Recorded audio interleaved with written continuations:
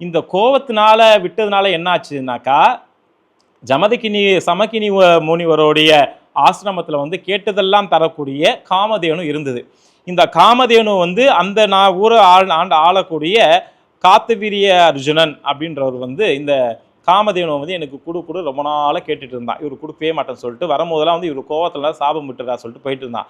இப்போ இவருக்கு வந்து கோவத்தை விட்டுட்டாரே அப்படின்னு சொன்ன உடனே இந்த அந்த ஆசிரமத்தில் இருக்கக்கூடிய காமதேனுவை வந்து இந்த காத்தவீரி அர்ஜுனன் வந்து எடுத்துட்டு வரும்போது சமக்கினி முனிவர்லாம் வந்து சண்டை போடுறாங்க. அப்போ வந்து சமக்கினி முனிவர் அவன் வந்து கொன்னுட்ட உடனே இந்த 4 பேரும் போய் அண்ணாங்கிட்ட சொல்கிறாங்க, பரசுராமர்கிட்ட சொல்கிறாங்க, அப்பா வந்து கொண்டுட்டு போயிட்டாங்க இப்படின்னோடனே திருப்பி வராங்க. வந்த உடனே தகனம் பண்ணுறதுக்கு தயார் பண்ணுறாங்க. சமக்கினி முனிவருடைய உடம்பு வந்து தகனம் பண்ண தயார் பண்ணுறாங்க. அந்த காலத்தில் வந்து உடன்கட்டை ஏறுதல் அப்படின்ற ஒரு பழக்கம் இருந்தது.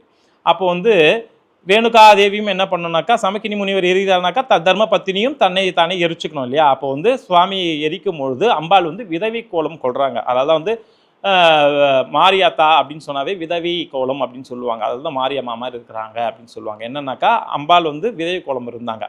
விதவி கோலம் இருந்து அவரை வந்து அது உடம்ப தகனம் பண்ண உடனே தன்னைத்தானே எரிச்சுக்கணும்னு சொல்லிட்டு அந்த உடன்கட்டை ஏறுறதுனால அம்பாளம் போய் அந்த அக்னியில் போய் இறங்கினாங்க.